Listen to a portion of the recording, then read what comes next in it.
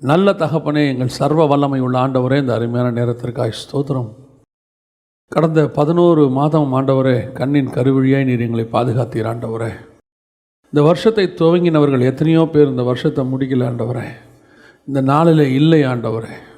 எத்தனையோ பேர் ஹாஸ்பிட்டலில் இருக்கிறாங்கப்பா. ஆனால் நீர் எங்களை கிருபையாக நம்முடைய சமூகத்தில் கர வைத்திருக்கிறீர். உம்மை ஆராதிக்க வைத்திருக்கிறீர். பறந்து காக்கிற பட்சியை போல எங்களை பாதுகாத்திருக்கிறீர். செட்டைகளின் மறைவிலை வைத்திருக்கிறீர். 11 மாதம் ஆகாரத்தை கொடுத்து திருப்தியாக்கி நீர் ஆண்டவரே. போகும்போதும் வரும்போதும் எங்களை பாதுகாத்து கொண்டீர். கர்த்தர் செய்த நன்மைகளுக்கு நான் எண்ணத்தை செலுத்துவேன், ரட்சிப்பின் பாத்திரத்தை கையில் எடுத்துக்கொண்டு உம்மை தொழுது கொள்ளுவேன் என்று சங்கீதக்காரன் சொல்லுவது போல ஆண்டவரே, இந்த 11 மாதமும் நீர் எங்களை கண்ணின் கருவழியை பாதுகாத்தீர் ஆண்டவரே. முன்னும் பின்னுமாய் இருந்து பாதுகாத்து கொண்டீர் அப்பா. ஆண்டவரே, நாங்கள் நிற்பதும் நிர்மூலமாகாமல் இருப்பதும் உம்முடைய கிருபை ஆண்டவரே. நீர் எங்களை கூட்டிச் சேர்த்த தயவுக்காக உமக்கு நன்றி நன்றி நன்றி ஆண்டவரே. எப்படியோ இந்த வருஷத்தை தொடங்கணும் ஆண்டவரே, என்ன ஆகுமோ என்று யோசித்தோம் ஆண்டவரே. ஆனால் இந்த 11 மாதம் நீர் எங்களை கை விடவே இல்லை ஆண்டவரே. எங்களை நீர் நடத்தி கொண்டே வந்தீர் ஆண்டவரே. ஒரு குடும்ப தலைவராக இருந்து எங்கள் குடும்பத்தை நடத்தினீர் ஆண்டவரே. ஆண்டவரே, உம்முடைய கிருபை பெரியது ஆண்டவரே, உம்முடைய தயவு பெரியது ஆண்டவரே. நீர் ஸ்தாபித்த சூரியனையும் சந்திரனையும் பார்க்கும்போது நீர் எங்களை நினைப்பதற்கும் விசாரிப்பதற்கும் நாங்கள் எம்மாத்திரம் ஆண்டவரே. ஆனாலும் நீர் எங்கள் மேல் கண்ணோக்கமாக இருந்தீர் ஆண்டவரே. அப்பா, கண்மலையின் வெடிப்பில் வைத்து நீர் எங்களை பாதுகாத்து கொண்ட தயவுக்காய் ஸ்தோத்திரம். வஸ்திர தொங்கல்களில் மூடி பாதுகாத்து கொண்ட தயவுக்காய் ஸ்தோத்திரம். உள்ளங்கையிலே வரைந்து எங்களை பாதுகாத்து கொண்ட தயவுக்காக உமக்கு நன்றி ஆண்டவரே. இஸ்ரவேலே, நான் உன்னை எப்படி கைவிடுவேன், எப்ராயிமே உன்னை நான் எப்படி மறப்பேன் என்று சொன்ன எங்கள் ஆண்டவர் எங்களை இந்த 11 மாதமும் அப்படியே மறக்காமல் ஆண்டவரே, இஸ்ரவேலை காக்கிறவர் உறங்குவதும் இல்லை தூங்குவதும் இல்லை என்ற வாக்குத்தத்தத்தின்படி இதுவரைக்கும் நடத்தி கொண்டு வந்த தயவுக்காக நன்றி அப்பா. உம்முடைய மகிமை மூடட்டும். இந்த மாதம் முழுவதும் எங்கள் ஒவ்வொருத்தரோடும் உடைய கரம் கூட இருக்கட்டும் ஆண்டவரே. ஒவ்வொரு விசுவாசிகளோடு கூட இருக்கட்டும் ஆண்டவரே. தேவைகள் எல்லாவற்றையும் சந்திங்கப்பா. குறைவில்லாதபடி பாதுகாத்துக் கொள்ளுங்க. இந்த வருஷத்தை நன்மையாய் முடிக்க கர்த்தர் கிருபை பாராட்டுங்க தகப்பனே. இந்த மாதம் முழுவதும் தேவனுடைய மகிமையை உணர, வார்த்தைகளின் மகத்துவத்தை காண, தரிசனங்களை பெற்றுக்கொள்ள கர்த்தர் கிருபை தருவீராக. ஆசீர்வதியும், வழி நடத்தும், நீர் பேசும், நீர் இடைபடும். எங்கள் ஆண்டவர் இயேசுவின் நாமத்தில் பிதாவே. அல்லேலூயா. ஆதியாகமத்தின் புஸ்தகம் 12ஆம் அதிகாரம் 7வது வசனம். கர்த்தர் ஆபிரகாமுக்கு தரிசனமாகி, உன் சந்ததிக்கு இந்த தேசத்தை கொடுப்பேன் என்றார். அப்பொழுது அவன் தனக்கு தரிசனமான கர்த்தருக்கு அங்கே ஒரு பலிபீடத்தை கட்டினான். இது ஒரு வாக்கு தத்தம், ஆபிரகாமுக்கு கொடுக்கப்பட்டதான வாக்கு தத்தம். பொதுவாகவே தேவன் நம்ம அத்தனை பேருக்கும் வாக்குத்தத்தம் பண்ணுறார். வாக்குத்தத்தம் பண்ணாமல் இல்லை, எல்லாருக்கும் வாக்குத்தத்தம் பண்ணுறாரு. தனிப்பட்ட முறையில் பண்ணுறாரு, வேதத்திலிருந்து பண்ணுறாரு. வாக்குத்தத்தம் என்பது கர்த்தர் நமக்கு கொடுப்பது. நான் இன்னும் சொல்லுவேன், வாக்குத்தத்தம்னு ஒன்று இல்லாவிட்டால் பல நேரங்களில் நாம் சோர்ந்து போவோம். சூழ்நிலைகளுக்கு ஏற்ற மாதிரி கர்த்தர் பேசுவார். ஆனால் என்ன, எல்லா வாக்குத்தத்தங்களும் நமக்கு ஆம் என்றும் இருக்கிறது. ஆபிரகாமுக்குள்ளாக வந்த எல்லா ஆபிரகாமுடைய ஆசீர்வாதங்கள் எல்லாமே ஆண்டவராக இயேசு கிறிஸ்துவுக்குள்ளாக ஆம் என்றும் இருக்கிறது. ஆனால் இந்த வாக்கு தத்தத்தை சுதந்திரிக்கிற முறை என்ன? இன்றைக்கி வாக்கு தத்தம் எப்படி ஆயிடுச்சு அப்படின்னு கேட்டிங்கன்னா, நம்ம கிறிஸ்தவத்தை பொறுத்த வரைக்கும் அது ஒரு ஜோசியம் மாதிரி ஆயிடுச்சு. அதை வச்சுட்டு நம்ம ஜோசியம் பார்க்குற மாதிரி ஆயிட்டோம். அதுக்காக எந்த ஒரு முயற்சி செய்கிறதில்ல, ஒன்றும் செய்கிறதில்ல. ஆண்டவர் சொல்லிட்டார் அவ்வளோதான். ஆண்டவர் சொல்லுவார், ஆனால் நம்மக்கிட்ட சில விதமான காரியங்களை எதிர்பார்ப்பார். அவர் வசனத்தை சொல்லிடுவார், அந்த வசனத்துக்கான கிரியையை நம்ம இடத்துல என்ன செய்வார், எதிர்பார்ப்பார். இந்த கிரியை இல்லாத விசுவாசம், ஆண்டவர் வாக்கு பண்ணிட்டார், உட்காந்து நான் பாட்டு என்ன செய்வேன், ஜோம் பண்ணுவேன். அப்படின்னா ஜோம் பண்ணிகிட்டே இருந்தோம்னா எல்லா வாக்குத்தத்தங்களும் நிறைவேறிடுமா? நம்ம இடத்துல சில காரியங்களை கர்த்தர் எதிர்பார்க்கிறார். இப்போது ஆபிரகாமுக்கு ஆண்டவர் சொல்கிறாரு, உன் சந்ததிக்கு இந்த தேசத்தை கொடுப்பேன். நல்ல வாக்குத்தத்தம் தான், ஆண்டவர் சொல்லிட்டார். ஆனால் ஆண்டவர் இதற்கு ஆபிரகாமிட்ட சில காரியங்களை எதிர்பார்க்கிறார். அப்போ தான் இந்த வாக்குத்தத்தம் நிறைவேறுகிறது. இப்போது வாசிங்க, என்னென்ன காரியங்கள் எதிர்பார்க்குறாரு, என்னென்ன காரியங்கள் செய்து ஆபிரகாம் இதை சுதந்திரித்து கொண்டார், இந்த வாக்குத்தத்தத்தை சுதந்திரித்து கொண்டார் அப்படின்னு தான் நம்ம பார்க்க போகிறோம். அதே காரியத்தை தான் நமக்கும் ஆண்டவர் வச்சிருக்கிறார். நம்ம ஒவ்வொருத்தருக்கும் ஆண்டவர் ஒரு வாக்குத்தத்தம் கொடுத்துருக்கிறார். அதை சுதந்திரிக்கணும்னா அப்படி தான் செய்யணும். அதை செஞ்சால் தான் நம்ம சுதந்திரிக்க முடியும். இப்போது ஆதியாகமத்தின் புஸ்தகம் 12ஆம் அதிகாரம் 1வது வசனத்திலிருந்து வாசிங்களேன், 3வது வசனம் வரைக்கும் வாசிங்க. கர்த்தர் ஆபிராமை நோக்கி, நீ உன் தேசத்தையும் உன் இனத்தையும் உன் தகப்பனுடைய வீட்டையும் விட்டு புறப்பட்டு நான் உனக்கு காண்பிக்கும் தேசத்துக்கு போ. நான் உன்னை பெரிய ஜாதியாக்கி உன்னை ஆசீர்வதித்து உன் பேரை பெருமைப்படுத்துவேன். நீ ஆசீர்வாதமாயிருப்பாய். உன்னை ஆசீர்வதிக்கிறவர்களை ஆசீர்வதிப்பேன், உன்னை சபிக்கிறவனை சபிப்பேன், பூமியில் உள்ள வம்சங்கள் எல்லாம் உனக்குள்ள ஆசீர்வதிக்கப்படும் என்றார். இதுல எங்கேயாவது தேசத்தை தருவேன்னு இருக்கா? இந்த 3ல் எங்கேயாவது தேசத்தை தருவேன்னு சொல்லியிருக்கிறாரா? வசனம் சொல்லுது, கானான் தேசத்துக்கு அவன் புறப்பட்டு போனான். அவன் சொன்னபடியே புறப்பட்டு போனான். கானான் தேசத்தில் போய் சேர்ந்தார்கள். 5வது வசனம். 7வது வசனம், கர்த்தர் ஆபிரகாமுக்கு தரிசனமாகி உன் சந்ததிக்கு இந்த தேசத்தை. அப்போ கர்த்தர் உங்களுக்கு சொல்கிற வாக்கு தத்தத்தை நிறைவேற்றணும்னா, உங்களுக்கு ஒரு காரியத்தை கொடுப்பேன்னு சொன்னார்னா, அந்த சொல்கிற காரியத்தில் நீங்கள் இருக்கணும், அந்த இடத்துக்கு நீங்கள் போகணும். இந்த தேசத்தை கொடுப்பேன்னு சொன்னால் அந்த தேசத்தில் நீங்கள் இருக்கணும். அங்கே போனால் தான் கர்த்தர் அதை கொடுப்பார். You must do the first step. ஆண்டவர் ஒரு விஷயம் சொல்லிடுவார், ஆனால் அந்த விஷயத்தை நிறைவேற்றணுன்னா முதல்ல நாம் அங்கே இருக்கணும். இப்போ இந்த தேசத்துக்கு வந்த பிறகு தான் கர்த்தர் ஆபிரகாம்கிட்ட சொல்கிறாரு, இந்த தேசத்தை நான் உனக்கு தருவேன். ஆனால் முன்னாடி என்ன சொல்கிறாரு? நான் உனக்கு காண்பிக்கும் தேசத்துக்கு போகும்போதே சொல்லலை, நீ அந்த தேசத்துக்கு போ, அந்த தேசத்தை உனக்கும் உன் சந்ததிக்கு நான் தருவேன்னு கர்த்தர் சொல்லலை. உன்னை ஆசீர்வதிப்பேன், பேர் பெருமைப்படுத்துவேன், எல்லாம் செய்வேன். ஆனால் அந்த தேசத்தை நீ சுதந்திரிக்க வேண்டும் என்றால் நீ அங்கே போனால் தான் முடியும். இப்போ இந்த வாக்குத்தத்தத்தை ஒருவேளை ஆண்டவர் சொல்லிட்டார், இந்த தேசத்தை நீ போகிற தேசத்தை தருவேன்ட்டு. ஒருவேளை ஆபிரகாம் உட்காந்து அங்கேயே ஜோம் பண்ணிகிட்டு இருக்கிறான்னு வச்சுக்கோங்க. இங்கே ஆரான்லேயே ஜோம் பண்ணுறாரு, இல்லை மெசொப்பொத்தாமியிலே ஜோம் பண்ணுறாருன்னு வச்சுக்கோங்க. அப்படி ஜோம் பண்ணும்போது அந்த தேசம், கானான் தேசம் ஆபிரகாமுக்கு என்ன செய்யாது? வராது. கர்த்தர் சொல்கிற அந்த ஸ்தலத்துக்கு போகணும். புறப்பட்டு நீ போ. அங்கே போனால் தான் கர்த்தர் 2வது ஸ்டெப்பை பேசுவார். பல நேரங்களிலே நாம் 2வது ஸ்டெப்பை பெற்றுக்கொள்ளாமலே இருக்கிறோம். என்ன காரணம்? கர்த்தர் சொல்லிட்டாரு, அதுக்கு உங்களை என்ன செய்ய சொன்னார்? பல நேரங்களில் நாம் வாக்குத்தத்தத்தை பெற்றுக்கொண்டோம், அது நிறைவேறவில்லை. என்ன காரணம்? ஆண்டவர் சொன்னாருங்க, ஆண்டவர் சொல்லியிருக்கிறாருங்க, ஆண்டவர் செய்வாருங்க. ஆமாம், கரெக்ட். தேவன் வாக்குத்தத்தம் பண்ணினவர் உண்மை உள்ளவர். அவர் வாக்குத்தத்தம் ஒரு நாளும் மாறவே மாறாது. வசனம் அப்படி தான் சொல்ல, அழைத்த அழைப்பும் கிருபாவரங்களும் மாறாதவைகள். அது மாறவே மாறாது. சொன்னதை கர்த்தர் கண்டிப்பாக செய்வார், நிறைவேற்றுவார். ஆனால் நம்மிடத்தில் கர்த்தர் சில காரியங்களை எதிர்பார்க்கிறார். அதில் முதலாவது, அவர் சொல்லுகிற இடத்துக்கு நாம் போகணும். அது மினிஸ்ட்ரியோ எந்த ஒரு காரியமோ கர்த்தர் சொல்கிற இடத்துல நாம் இருக்கணும். இந்த இடம் இருக்குது பாருங்கள், வெரி இம்பார்ட்டன்ட். பைபிளில் எந்த இடத்துல கர்த்தர் உங்களை வைக்கிறாரோ நீங்கள் அந்த இடத்துல இருக்கணும். அப்போ தான் அது ஆசீர்வாதம். நீங்கள் பைபிளில் நீங்கள் ஃபுல்லாக எடுத்துக்கொள்ளுங்க. ஆபிரகாம் தனக்கு குறித்த இடத்திற்கு போகணும். பலி செலுத்த ஈசாக்க கூட்டிகிட்டு போக சொல்கிறாரு. மோரியா மலைக்கு போயிட்டாரு. போன ஆபிரகாம், வசனம் சொல்லுது, தேவன் தனக்கு குறித்த இடத்திற்கு அவன் வந்தான். ஆதியாகமத்தின் புஸ்தகம் 22ஆம் அதிகாரம் 9வது வசனம், தேவன் அவனுக்கு சொல்லி இருந்த இடத்திற்கு வந்தார்கள். அங்கே ஆபிரகாம் ஒரு பலிபீடத்தை உண்டாக்கி, இந்த பர்டிகுலர் பிளேஸ். உன்னை கர்த்தர் ஆசீர்வதிக்க விரும்புகிறார், ஊழியத்தை ஆசீர்வதிக்க விரும்புகிறார், வியாபாரத்தை ஆசீர்வதிக்க விரும்புகிறார், உங்களுக்கு சொல்கிற உங்களுடைய வேலையை ஆசீர்வதிக்க விரும்புகிறார். ஆனால் கர்த்தர் சொல்கிற இடத்துல இருக்கிறீங்களா? அதுதான் கேள்வி. You must go to that particular place. அது நம்ம போகாமல், நிறைய பேர்கிட்ட இது ஒரு பிரச்சனை. என்ன பிரச்சனை? அவன் வாக்குத்தத்தத்தை வாங்கிடுவான், ஆனால் அதுக்கப்புறம் ஒன்றுமே செய்ய மாட்டான். ஆண்டவர் சொல்கிற இடத்துக்கு போகணும். முதல்ல நம்ம போயிருக்கிறோமா? ஒரு விஷயத்தை சுதந்திரிக்கணும்னா முதல்ல அந்த இடம். பல நேரங்களில் பாருங்கள், இயேசு கிறிஸ்து பெத்லகேமில் பிறக்கணும் இல்லையா? அதுக்கு யோசேப்பு முதல்ல எங்கே போகணும்? பெத்லகேமுக்கு போய் குழந்தை பிறந்தா ஏரோது கொலை செய்யும்படி கண்டிப்பாக என்ன செய்வான்? தேடுவான். அங்கே போன பிறகு அங்கேருந்து விரட்டப்பட்டு, அதாவது குழந்தைய எடுத்துக்கிட்டு போய் திருப்பி எகிப்தில் போய் அங்கே வளர்கிறதுக்கு பதிலாக ஆண்டவர் நேராக மரியாதை எங்கே அமைச்சிருக்கலாம்? நேராக எகிப்துக்கே போயிடுங்க, அங்கே போய் ஸ்டே பண்ணுங்க. ஏன் குழந்தெல்லாம் பிறந்து நம்ம பொறுமையாக இங்கே வரலாம்? இல்லை, ஒவ்வொன்றுத்துக்கும் கர்த்தர் ஒரு இடம் வச்சுருக்கிறார். பிறக்க வேண்டியது பெத்லகேம், வளர வேண்டியது எகிப்து, நீ வாழ வேண்டியது நாசரேத்து, நீ ஞானஸ்நானம் எடுக்க வேண்டியது யோர்தான். ஒவ்வொன்றுத்துக்கும் ஒரு இடம் வச்சுருக்கிறார் ஆண்டவர். தேவன் சொல்லுகிற இடத்தில் நாம் இருக்கணும். கொஞ்சம் இடம் மாறுறார் யோசேப்பு. ஐயோ, இன்னும் அவனுடைய பையன் ஒருத்தன் ஆட்சிக்கு வந்துட்டான், இப்போ என்ன நடக்கும்னு பயப்படுறார். கர்த்தர் அவனை சொப்பனத்தில் எச்சரித்து, நான் சொல்கிற இடத்துக்கு நீ போ, நான் சொல்கிற இடத்துல இரு. பல நேரங்கள் நம்ம இந்த க்ரைட்டீரியாவை யோசிப்போம். அந்த இடத்துக்கு போனால் என்ன ஆகும்?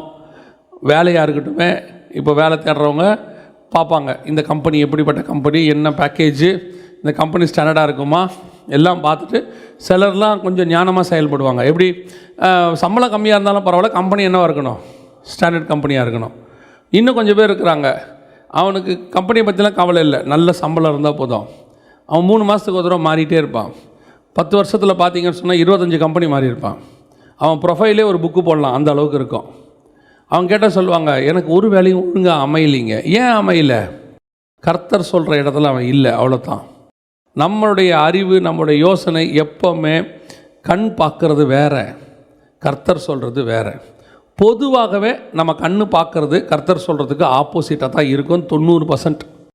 ஒருவேளை நம்ம தேவனோடு கூட நடக்கிறவங்களா இருந்தோம்னா, தேவனோட சஞ்சரிக்கிறவங்களா இருந்தோம்னா, நம்ம பார்க்குறதும் கர்த்தர் பார்க்குறதும் ஒரே மாதிரி இருக்கும். கர்த்தர் பார்க்குற மாதிரி நம்ம பார்க்க தொடங்குவோம். ஆனால் பல நேரத்தில் நம்ம பார்க்குறது நம்ம சுற்றி இருக்கிற, இப்போ சில நேரத்தில் வீடு நல்லா இருக்கும், நீங்கள் ஐயா மாதிரி பார்ப்பார், வீடு வந்து வாடகை குறைவாக இருக்குது, கொஞ்சம் அட்வான்ஸ் கம்மியாக கேட்குறாங்க, அவர் அதை தான் பார்ப்பார். இந்த அம்மா உள்ளே போனோன்னா ஃபஸ்ட்டு கேட்கும், ஒரு டம்ளர் தண்ணி கொடுங்க அப்படிங்கும் இல்லையா? பொதுவாக அம்மாமார்கள் உள்ளே போனால் என்ன செய்வாங்க? தண்ணி கொடுங்க அப்படிம்பாங்க. என்னென்னா, வீடு வாடகை இதெல்லாம் ரெண்டாவது, முதல்ல தண்ணி இருக்கா, முதல்ல கிச்சன் பெருசாக இருக்கா, இதெல்லாம் பார்த்துட்டு அதுக்கப்புறம் தான் அந்த அம்மா கேட்பாங்க வாடகை என்ன சொல்கிறாங்க அப்படின்னு. ஒவ்வொருத்தரும் ஒவ்வொரு இடத்தை பார்க்குற மெத்தட் வேறு. சில நேரங்களில் நமக்கு கண்ணுக்கு அது ஒத்து வராது. இது இந்த இடம் எனக்கு செட் ஆகாது, இந்த ஆஃபீஸ் எனக்கு செட் ஆகாது, இந்த இடத்துல எனக்கு வேலை செட் ஆகாது. கர்த்தர் சொல்வார், நான் சொல்கிற வரைக்கும் நீ அங்கேயே இரு, ஸ்டே தேர், அங்கேயே இரு. ஏன்? முதல்ல நீ அந்த இடத்துக்கு போ, அங்கே நான் உன்னை பார்த்துக்கிறேன். இல்லைங்க, அங்கே கானான் தேசன்றாங்க, அங்கே பலவான்கள் இருக்கிறாங்க, அங்கே கானானியர்கள், அங்கே வசனம் சொல்கிற அந்த நாட்களிலே கானானியர் அந்த தேசத்தில் இருந்தார்கள். கானானியர்னால் பிளாக் பீப்புள்ஸ்னு அர்த்தம். கானானியர்கள்லாம் பிளாக் பீப்புள்ஸ் அங்கே இருக்கிறான்.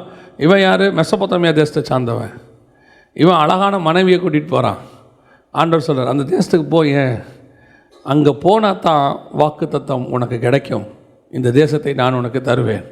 உனக்கு கர்த்தர் சொன்ன அந்த ஃபஸ்ட்டு ஸ்டெப்பை எடுக்காமல் செகண்ட் ஸ்டெப் உன் வாழ்க்கையில் வரவே வராது. நீ எவ்வளோ தான் வாக்குத்தத்தை வச்சுக்கிட்டு சொன்னீங்களே ஆண்டவரே, சொன்னீங்களே ஆண்டவரே, சொன்னீங்களே ஆண்டவரே, 30 வருஷம் கழிச்சு சொன்னீங்களே ஆண்டவரே, சாகும்போது சொன்னீங்களே ஆண்டவரே. ஆண்டவர் சொல்ல, நான் சொல்லினது எப்பயோ சொல்லிட்டேன்டா, நீ சொன்னேன்னு சொல்லிக்கிட்டே தான் இருக்கிற, நீ என்ன செஞ்ச? முதல்ல எனக்கு ஒரு தம்பியை தெரியும், 10 வருஷமாக எப்போ பார்க்கும்போது சொல்லுவான், என்னடா பண்ணுற? கர்த்தர் ஊழியத்துக்கு அழைச்சிருக்கிறேன். 10வது வருஷம் கேட்டேன், என்னடா பண்ணுற? கர்த்தர் ஊழியத்துக்கு அழைச்சிருக்கிறேன். ஏன்னா 10 வருஷமாவோட அவனை அழைக்கிறாரு. இல்லை, ஜோம் பண்ணிக்கிட்டு இருக்கிறேன். அவன் ஜோமன் தான் பண்ணுவான், கடைசி வரைக்கும் ஜோமன் தான் பண்ணுவான், இப்போவும் ஜோம் பண்ணிக்கிட்டு தான் இருக்கிறான். எதுக்கு சொல்கிறேன் தெரியுமா? கர்த்தர் உனக்கு குறித்த இடம் ஒன்று இருக்கிறது, யூ மஸ்ட் கோ தேர். அங்கே போங்க. அந்த இடம் உன் பார்வைக்கு ஏற்ற இடமாக இருக்காது, உன்னுடைய அறிவுக்கு அது தப்பாகப்படும். இல்லை, இந்த இடத்துல எப்படி இருக்குது, நீங்கள் போங்களேன். நீங்கள் போனீங்கன்னா கர்த்தர் உங்கள் நிமித்தம் அந்த இடத்தை ஆசீர்வதிப்பார். உன் வாக்குத்தத்தத்தை சுதந்திரிக்கிற இடம் ரொம்ப முக்கியம். பல நேரங்களில் நாம் ஒரு சொஃபிஸ்டிகேட்டடான ஏரியாவை, ஒரு கம்ஃபர்டபுள் ஜோன் விரும்புவோம். அந்த கம்ஃபர்ட் ஜோனில் உட்காந்துக்கிட்டு நம்ம பண்ணால் நல்லா இருக்குமே. இப்போ நீங்கள் சென்னையை எடுத்துக்கிட்டிங்கன்னா கிட்டத்தட்ட எத்தனையோ 100 கணக்கில் ஊழியக்காரங்க இருக்கிறாங்க. இன்னும் சென்னைக்கு தான் ஊழியக்காரங்க வந்துக்கிட்டு இருக்கிறாங்க. நீங்கள் அப்படியே சென்னையை தாண்டி போனீங்கன்னா லட்சக்கணக்கில் கிராமங்கள் என்ன இருக்குது, ஊழியக்காரங்களே இல்லாமல் இருக்குது. கர்த்தர் அங்கே போன்னு பேசவே அவனுக்கு என்ன செய்ய மாட்டுறாரு? மாட்டவே மாட்டுறாரு. தேவன் பாருங்கள், 5 லட்சம் கிராமம் இருக்காமா, அங்கே ஊழியக்காரன் பாதி கிராமத்துக்கு யாரும் இல்லையாம்மா, ஊழியக்காரனே இல்லையாம்மா. அவங்க கண்ணிட்டு பார்க்குறாங்க. அது தேவனுடைய தோட்டத்தை போலவும் எகிப்தை போலவும் இருந்தால் தேவசித்தம். கண்ணிட்டு பார்க்கும்போது எப்படி இருக்கக்கூடாது? அங்கே வந்து வறட்சி அப்படிலாம் இருக்கக்கூடாது. நல்லா தெரிஞ்சுக்கொள்ளுங்க, அது என்ன இடமோ, அது வந்து அம்ஜிகரியாக இருக்குதோ, இல்லை அரும்பாக்கமாக இருக்குதோ, இல்லை அருப்புக்கோட்டையாக இருக்கோ, இல்லை ஆம்ஸ்டர்டாமாக இருக்குதோ, கர்த்தர் எங்கே சொல்கிறாரோ அங்கே போயிடுங்க. ஆனால் அங்கே வச்சு தான் கர்த்தர் உங்களை ஆசீர்வதிப்பார். வேறு நீங்கள் எங்கே பிளேஸ்மெண்ட் பண்ணாலும் அந்த ஆசீர்வாதம் வரவே வராது. நீங்கள் சொல்கிற கர்த்தர் சொல்கிற இடம் பிளேஸ்மெண்ட் பண்ணிட்டாருன்னா அந்த இடத்தை தாண்டி வேறு ஆசீர்வாதம் உங்களுக்கு வர வாய்ப்பே இல்லை. அது கர்த்தர் கொடுக்குற ஆசீர்வாதம். நீங்கள் ஒன்றுமே செய்ய வேண்டாம். நான் எப்பவும் சொல்லுவேன், இந்த காட்ஸ் பிளேஸில் உட்காந்துட்டிங்கன்னா எல்லாமே தானாக வந்து அங்கே நின்றோம். ஏன்னா அவர் அப்படி தான் அமைச்சிருப்பார். அந்த டிசைனே அப்படி தான் இருக்கும். உங்கள் மினிஸ்ட்ரியோட டிசைன் அப்படி தான் இருக்கும். இந்த காட்ஸ் பிளேஸ் மினிஸ்ட்ரி மட்டும் இல்லை, உங்கள் வேலை, உங்கள் குடும்பம் எல்லாமே கர்த்தர் சொல்கிற இடத்துல வந்து உட்காந்துட்டிங்கன்னா போதும். எல்லாம் 5-3 அடுக்க பரலோகம் கொண்டு வந்து கொடுத்துரும். ஒரு கவர்மெண்ட் ஆஃபீஸில் வேலைக்கு போயிட்டீங்கன்னா போதும், உங்கள் சீட்டுக்கே எல்லோரும் வந்து சைன் வாங்கிட்டு போவான் இல்லையா? உங்கள்கிட்டே வந்து எல்லாம் சம்பளம் கூட எங்கே வந்துடும்? உங்கள் சீட்டுக்கே வந்துடும். உங்கள் வேலை போய் உட்காரது, சீட்லேருந்து ஏஞ்சி போடுறது, இவ்வளோ தான் மொத்தமே இருக்கும். அப்படி தான் ஊழியம் இருக்கும். கர்த்தர் சொல்கிற ஊழியத்துக்கு நீங்கள் வந்துட்டீங்க, அந்த ரைட் பிளேஸுக்கு நீங்கள் வந்துட்டிங்கன்னா வேலையும் அப்படி சொல்கிறேன், உலக வேலை கூட சொல்கிறேன். கர்த்தர் சொல்கிற சம்பளம் குறைவாக இருக்குதா, அதை பற்றி கவலையே கிடையாது. கர்த்தர் சொல்கிற இடத்துல போய் உட்காந்துருங்க, அந்த இடம் உங்களுக்கு ஆசீர்வாதமாக இருக்கும். உங்கள் ப்ரேயருக்கு பிரச்சனை இருக்காது, நீங்கள் ஊழியம் பண்ணுறதுக்கு பிரச்சனை இருக்காது. நீங்கள் கொஞ்சம் சம்பளம் அதிகமாக கிடைக்குது, கொஞ்சம் போஸ்டிங் பெருசாக இருக்குது, இது கிடைச்சா நல்லா இருக்குமேனு நம்ம ஆண்டவரை பிடிச்சி கதறிக்கிட்டு இருப்போம். அதில் வேறு நம்ம ஒவ்வொரு ஜப குறிப்பாக சொல்லுவோம், அந்த இடத்த நான் எப்படியாவது போயிடணும் பாஸ்டர், ஜாப் பண்ணுங்க. ஆண்டவர் சொல்வார், சரி போ. அங்கே போன பிறகு புழிஞ்சி எடுப்பான். அப்புறம் 3 மாதம் கழித்து சொல்கிறது, இப்போ இங்கேயே இருந்திருக்கலாம் பாஸ்டர், நல்லா தான் இருக்குது இந்த இடம், அங்கே பாருங்கள் 24 மணி நேரம் வேலை வாங்குறாங்க. அப்படி தான் இருக்கும். முதலாவது நீ தேசத்தை சுதந்திரிக்க வேண்டும் என்றால் கர்த்தர் சொல்கிற இடத்துல என்ன செய்யணும், இருக்கணும். ரெண்டாவது வாசிங்க, இப்போ ஆண்டவர் சொல்கிற இடத்துக்கு வந்துட்டார். தேசத்தை இன்னும் ஆபிரகாம் சுதந்திரிக்கவில்லை. வாக்குத்தத்தம் தான் கிடச்சிருக்கு, இந்த தேசத்தை நான் உனக்கு தருவேன். ஆண்டவர் சொன்னபடியே வந்துட்டார். சில நேரத்தில் நம்ம சொல்கிற இடத்துக்கு வந்துடுவோம், ஆனால் இன்னும் கர்த்தர் சொன்ன வாக்குத்தத்தம் என்ன செய்யாது, நிறைவேறாது. சிலருக்கு அப்படி ஒரு பிரச்சனை இருக்குது. ஆண்டவர் தான் எனக்கு கன்ஃபார்மாக சொன்னார். இப்போ நான் இந்த ஊழியத்துக்கு வந்தேன், ஆண்டவர் சொல்லி தான் வந்தேன். முதல் 11 மாதம் எனக்கு ஊழியமே கிடையாது, என்ன பண்ணுறதுன்னு தெரியாது. அங்கே வந்து உக்காந்தாச்சு. இப்போ என்ன பண்ணணும் அப்படின்னு சொன்னபோது ஆபிரகாமுக்கு 2வது காரியத்தை கர்த்தர் சொல்கிறாரு. ஆதியாகமத்தின் புஸ்தகம் 13ஆம் அதிகாரம் 17வது வசனம் வாசிங்க. நீ எழுந்து தேசத்தின் நீளமும் அகலமும் அம்மட்டும் நடந்து திரி, உனக்கு அதை தருவேன் என்றார். 2வது நீங்கள் செய்ய வேண்டியது, ஆண்டவர் சொன்ன இடத்துக்கு வந்துட்டோம், கரெக்டாக அழைப்பும் கிடச்சிருச்சு. ஆண்டவர் ஃபஸ்ட்டு அழைப்பு கொடுத்தாரு, நான் உனக்கு காண்பிக்கும் தேசத்துக்கு வா சொல்லிட்டார். இப்போ 2வது கர்த்தர் சொன்ன வார்த்தைக்கு கீழ்ப்படிஞ்சு எங்கே வந்துட்டோம், ஆண்டவர் சொன்ன இடத்துக்கு வந்துட்டோம். கரெக்ட். ஆனால் வந்துட்ட பிறகு எல்லாமே தானாய் நடக்கவே நடக்காது. 2வது ஆண்டவர் உங்கள்கிட்ட ஒரு காரியத்தை எதிர்பார்க்கிறார். என்ன எதிர்பார்க்குறாரு, தேசத்தின் நீளம் எந்த மட்டுமோ அந்த மட்டும் நீ என்ன செய்ய நடந்து திரி. 2வது கர்த்தர் உங்களுடைய ஃபிசிக்கல் உழைப்பை கர்த்தர் எதிர்பார்க்கிறார். சுறுசுறுப்பு ஊழியத்தில் சும்மா இருந்தால் கர்த்தர் ஆசீர்வதிக்கவே மாட்டார். சும்மா ஊழியத்தில் மட்டும் இல்லை, எதுலேயுமே கர்த்தர் ஆசீர்வதிக்க மாட்டார். ஒன்று நல்லா தெரிஞ்சுக்கொள்ளுங்க, கர்த்தர் சோம்பேறிகளை ஆசீர்வதிப்பதே கிடையாது. எந்த சோம்பேறியும் ஆசீர்வதிக்க மாட்டார். அது ஆவிக்குரிய சோம்பேறி, அபிஷேகம் பெற்ற சோம்பேறி, ஊழியத்துக்கு வந்த சோம்பேறி, வரம் பெற்ற சோம்பேறி, எந்த சோம்பேறியும் கர்த்தர் ஆசீர்வதிக்க மாட்டார். நீங்கள் யோசித்து பாருங்கள், ஒரு உலகத்தான் எடுத்துக்கொள்ளுங்க. ஏன் நம்மளை விட உலகத்தான் ஆசீர்வாதமாக இருக்கிறான்? என்ன காரணம்? அவ்வளோ உழைக்கிறான். அந்த அளவுக்கு எனக்கு ஒரு மனுஷனை தெரியும், நான் கூட இருந்தே அந்த மனுஷனை பார்த்துருக்குறேன். காலையில் அந்த மனுஷன் வந்து 2-3 மணிக்கு எழுந்திரிப்பாப்புல, வேலை பார்ப்பாப்புல, நைட்டு 11 மணிக்கு தான் தூங்குவாப்புல, 3 மணி நேரம் 4 மணி நேரம் தான் தூங்குவார். மற்ற நேரத்தில் என்ன செய்வார், பகலில் எங்கேயாவது போகும்போது யாரையாவது, அப்போல்லாம் 2 வீலர் தான், ஓட்ட சொல்லிட்டு பின்னாடி முதுகில் படுத்து தூங்கிட்டு போவார். அந்த மனுஷனுக்கு இன்றைக்கி குறைஞ்சபட்சம் ஒரு 50-100 கோடி ரூபா சொத்து இருக்குது. படிப்பறிவு இல்லாத மனுஷன். எதுக்கு சொல்கிறேன், அவர் தேவனை அறியாதவர், ஆனால் பார்த்துட்டு இருக்கிற கர்த்தர் ஏன் அவர் ஆசீர்வதிக்கிறாரு? உழைக்கிற உழைப்பு ஒரு நாளும் வீணாய் போகவே போகாது. அப்போ இப்போ நம்மளால் என்ன பண்ணிடுறான் தெரியுமா, அங்கே நல்லா வேலை செய்கிறவங்க இருப்பாங்க, இங்கே வந்த உடனே கர்த்தர் பார்த்துக்கொள்வார். என்ன செய்வார், கர்த்தர் பார்த்துக்கொள்வார். அவர் பார்ப்பார், நீங்கள் என்ன பண்ண போகிறீங்க. அங்கே இருக்கும்போது 5 மணிக்கு எழுந்திரிச்சு ட்ரெயினை பிடிச்சி வேலைக்கு போன ஆள்லாம் இருக்குது, இங்கே வந்தால் 7க்கு தான் எழுந்திரிக்கும். எங்கே ஊழியத்துக்கு வந்துட்டா என்ன, கர்த்தர் பார்த்துக்கொள்வார். பார்க்க மாட்டார். உலகத்துக்கு வேலை செஞ்சதை விட அதிகமாக வேலை செய்யணும். இங்கே உலகத்துக்கு வேலை செஞ்சதை விட இங்கே நீங்கள் அதிகமாக தேவனுக்கு என்று டைம் ஸ்பெண்ட் பண்ண வேண்டியிருக்குது. அங்கே மாம்சத்தில் நீங்கள் எவ்வளவு செஞ்சீங்களோ அதை விட 2 மடங்கு இங்கே செய்யணும். ஊழியத்தை கர்த்தர் சும்மா ஆசீர்வதிக்க மாட்டார். எந்த ஊழியத்தையும் கர்த்தர் சும்மா ஆசீர்வதிக்க மாட்டார். இப்போ நல்ல பெரிய ஊழியராக இருக்கிற எந்த ஊழியரை வேணால் கேளுங்க, அவர் செருப்பு தேய நடக்காமல் இந்த இடத்துக்கு வந்திருக்கவே மாட்டார். 2nd ஜென்ரேஷனை விட்டுருங்க, அது 3வது ஜென்ரேஷனில் அந்த ஊழியம் இருக்காது. நான் சொல்கிறது புரியுதா? 1st ஜென்ரேஷன்லேருந்து அந்த ஊழியம் 2nd ஜென்ரேஷனுக்கு வந்ததுன்னா அந்த முதல் ஜென்ரேஷன் ஊழியக்காரன் நடந்த அவர் பட்ட பாடுகள், அந்த உழைப்பு, தேவன் யாரையும் சும்மா ஆசீர்வதிக்கிறது இல்லை. இந்த 2nd ஜென்ரேஷன் வருது, அப்பா எல்லாத்தையும் ரெடி பண்ணிட்டார், பேஸ் போட்டு கொடுத்துட்டார். இந்த அப்பாமார்கள்ட்டையும் அம்மாமார்கள்ட்டையும் இருக்கிற மிகப்பெரிய விஷயம் என்ன, நான் தான் கஷ்டப்பட்டேன், என் பிள்ளை என்ன செய்யக்கூடாது, கஷ்டப்படக்கூடாது.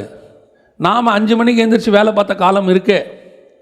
நம்ம பிள்ளைகளுக்கு 5 மணிங்கிறது தெரியவே தெரியாது. அதுக்கு தெரிஞ்ச ஒரே 5 மணி சாயங்காலம் 5 மணி. காலையில் 5 மணின்றது அதுக்கு தெரியவே தெரியாது. நம்மளும் எழுப்பலை. காலையில் 3 மணிக்கு தண்ணி வரும். நான் சொல்கிறது சென்னையில். போய் தண்ணி அடித்து குடத்தை எடுத்துகிட்டு வரணும். 6 மணிக்கு எங்களுக்கு கடை. போய் கடையை திறக்கணும். திறந்து எல்லாம் ரெடி பண்ணி வைக்கணும். 8:30 மணிக்கு ஸ்கூலுக்கு போகணும். ஸ்கூலு கிட்டத்தட்ட 4 கிலோமீட்டர் 5 கிலோமீட்டர் இருக்கும். நடந்தான் போகணும். ஒரு உழைப்பு கிடையாது. இப்போ பாருங்கள், அன்னைக்கு நம்ம கீழே விழுந்தோம்னா மண்டை அடிபட்டுச்சுன்னா கல் தான் உடையும், மண்டை உடையாது, வீங்க தான் செய்யும். நம்ம வீட்டில் இருக்கிறவங்க தைலத்தை தடவிட்டு போன்றுவாங்க. இப்போ பாருங்கள், வலிக்கு கீழே இப்படி கையை ஊனுது, உடஞ்சிருது. ஏர் கிராக். கட்டு போட்டுக்கிட்டு 3 மாதம் இப்படியே கிடக்கு. நம்ம கீழே உழாததா? சைக்கிளில் போகும்போது விழுந்து கால் உடையாதவன் எவனா இருக்குமா? ஒரு எலும்பு உடையாது. ஏன்னா அவ்வளோ ஸ்ட்ராங்காக வேலை பார்த்தோம், உழைச்சோம். இன்றைக்கி உழைப்பே கிடையாது. கெடுத்துக்கிட்டு இருக்கிறோம் உட்காந்து. எனக்கும் 2 பிள்ளை இருக்கிறதுனால தைரியமாக சொல்கிறேன், வேறு ஒன்றும் இல்லை. கெடுத்துக்கிட்டு இருக்கிறோம். நல்லா ஸ்ட்ராங்காக ஆண்டவர் சொல்கிறார், எழுந்து நட சொல்லும் போது அவனுக்கு என்ன தெரியுமா வயசு? ஆபிரகாம் எழுந்து நடன்னு சொல்லும் போது என்ன தெரியுமா வயசு? 75 வயசு. ஒரு கிழவனை பார்த்து சொல்கிறாரு, கர்த்தர் உழைக்காமல் ஒருத்தனையும் ஆசீர்வதிக்கவே மாட்டார். அது ஆவிக்குரியவனாக இருந்தாலும் சரி, அது ஊழியக்காரனாக இருந்தாலும் சரி. You must work. உன்னால் நடக்க முடிஞ்ச வரைக்கும் நடந்துக்கிட்டே இருக்கணும். உனக்காக ஒரு ரிட்டையர்மெண்ட் கர்த்தர் கொடுப்பாரு. அந்த ரிட்டையர்மெண்ட் வரும்போது ரிட்டையர் ஆகிக்கலாம். இப்போவே எல்லோரும் என்ன நினைக்கிறான் தெரியுமா? 35 வயசில் செட்டில் ஆயிடணும்னு நினைக்கிறான். ஊரை பக்கத்தில் ஒரு வீடை வாங்கி போட்டு நல்ல ஒரு வைஃபை கனெக்ஷன் போட்டு ஆன்லைனில் ஒர்க் பண்ணி வீட்டில் விட்டு வெளியே வர மாட்டேங்கிறான். ஒர்க் ஃப்ரம் ஹோமு ஆர்டர் பண்ணி சாப்பிட்றான், வீட்டை விட்டு வெளியே வர மாட்டேங்கிறான். அவன் எழுந்திரிச்சு நிற்கிறான், கால் பெண்டாக இருக்குது. நேராக ஆகிறதுக்கு 3 நிமிஷம் ஆகுது. பார்த்துருக்கீங்களா? இப்போல்லாம் சேரில் எழுந்துட்டு முறிச்சு தான் வரான். நம்மலாம் எழுந்திரிக்கும் போது எழுந்துட்டா அப்படியே எழுந்திரிப்போம். பார்த்துருக்கீங்களா? இப்போல்லாம் இவனை எழுப்பணுன்னா 10 நிமிஷத்துக்கு முன்னாடியே எழுந்திரிச்சிடணும். எப்பா எழுந்திருப்பா. அவன் கொஸ்டின் மார்க் ஆகி அப்புறமா ஆச்சரியக்குரிய ஆவான். அப்புறம் ஸ்ட்ரெச்சிங்காக எல்லாம் ஆவான். அதுக்கப்புறம் ஏஞ்சி நிற்கும் போது பஸ்ஸு போயிடும். சோம்பேறிகள், ஆவிக்குரிய சோம்பேறிகளாக இருக்கட்டும், உலக சோம்பேறியாக இருக்கட்டும், கர்த்தர் ஆசீர்வதிக்க மாட்டார். நம்முடைய காலத்தில் நம்ம அம்மாக்கள் பார்த்த வேலை, எவ்வளோ வேலை பார்த்துருக்குறாங்க, எவ்வளோ கஷ்டப்பட்டுருக்குறாங்க, எவ்வளோ தூரம் நடந்துருக்குறாங்க. அந்த காலத்தில் தலையில் ஒரு குடம், இடுப்பில் ஒரு குடம் இருக்கும். இப்போல்லாம் குடங்கிற கான்செப்டே இல்லை. இப்போ இருக்க குடம் எப்படின்னா, அப்போ இந்த சொப்பு வச்சு விளையாடுவாங்க, பார்த்துருக்கீங்களா பிள்ளைங்க? அந்த சைஸ் குடம் தான் இப்போ வீட்லேயே இருக்குது. ஒரு தண்ணிக்கான தூக்கி ஊற்ற முடியல, உருட்டிட்டு வருது, தூக்கிட்டு வர மாட்டேங்குது. கவனிச்சுக்கொள்ளுங்க.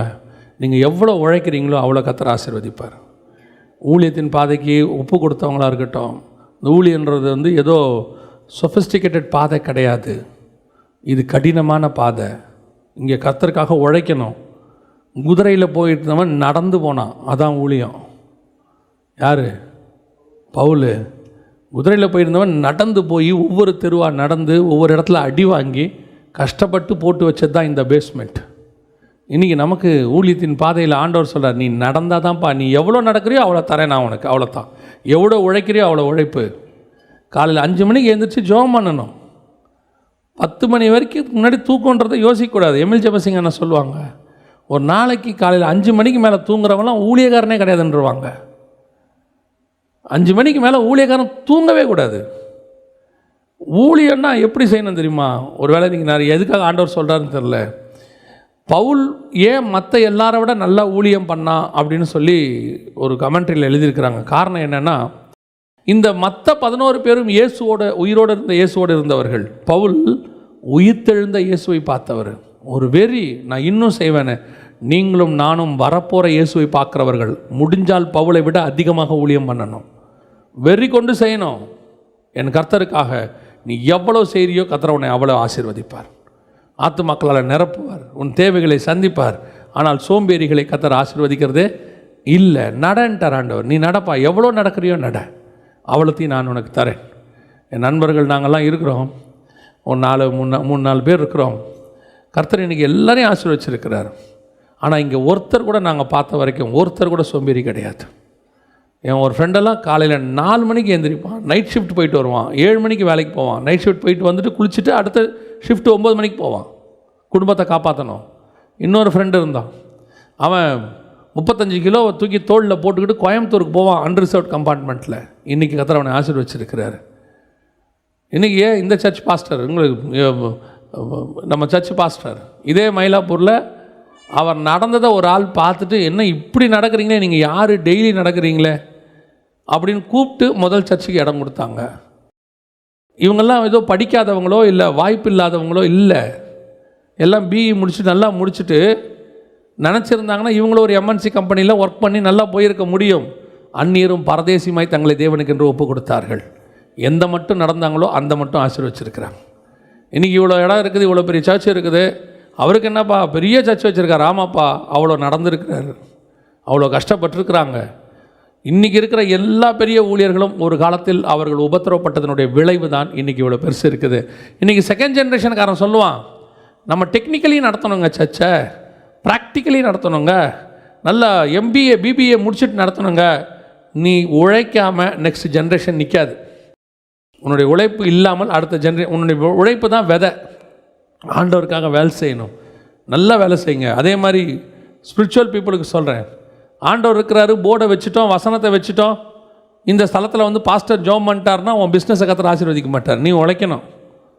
எல்லாம் பார்த்துட்டு ஒரு கடையும் கவனிக்க மாட்டான், ஒரு பிஸ்னஸையும் கவனிக்க மாட்டான்.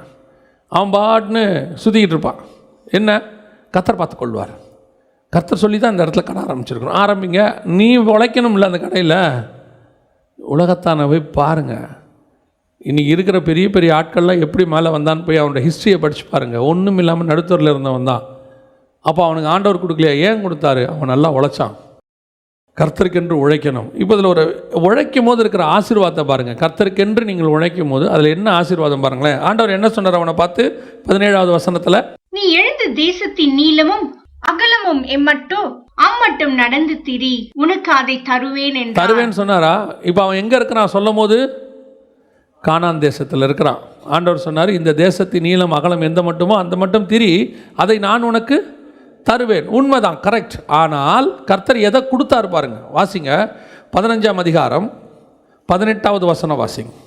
அந்நாளிலே கர்த்தர் ஆபிரகாமோட உடன்படிக்கை பண்ணி எகிப்தின் நதி துவக்கி ஐபிராத் நதி என்னும் பெரிய நதி மட்டும் உள்ளதும், ஐபிராத் நதி என்னும் பெரிய நதி மட்டும் உள்ளதும். எங்க துவக்கிறாரு? தேசத்தை கொடுக்குறேன்னு சொன்னார். எங்கே துவக்கிறாரு?